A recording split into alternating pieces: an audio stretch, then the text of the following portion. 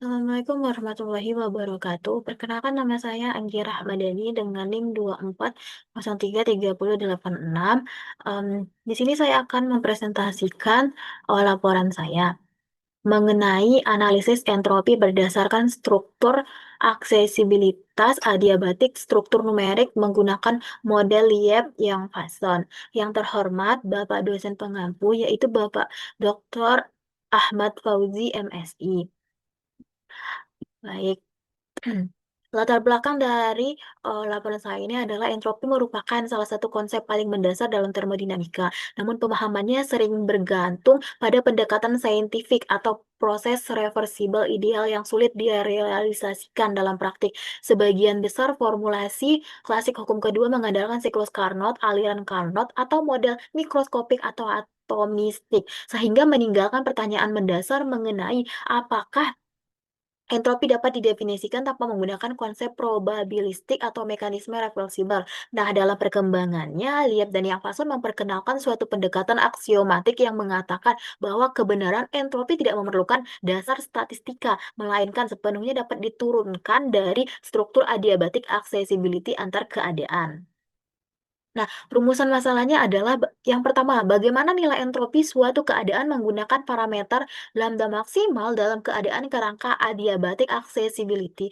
Yang kedua, bagaimana membuktikan sifat eksistensivitas entropi melalui eksperimen numerik. Yang ketiga, bagaimana evaluasi comparability antar keadaan menunjukkan batasan dan kekuatan teori aksiomatik entropi.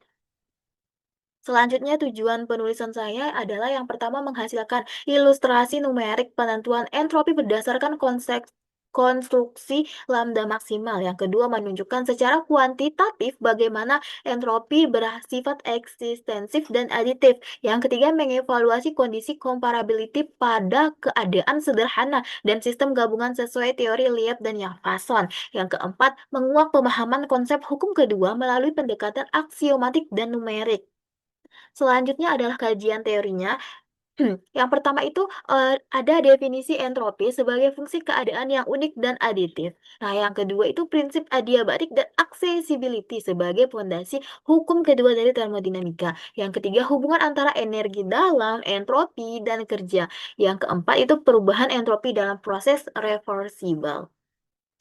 Selanjutnya itu metode pengukuran atau perhitungan yang saya gunakan adalah yaitu pendekatan aksiomatik entropi. Metode ini didasarkan pada yang pertama itu relasi aksesibilitas adiabatik. Nah, yang kedua itu aditivitas entropi. Yang ketiga eksistensi entropi. Yang keempat perhitungan dari lambda maksimal sebagai penentu nilai S sama dengan Sx. Pendekatan ini kita digunakan untuk menghasilkan data numeriknya.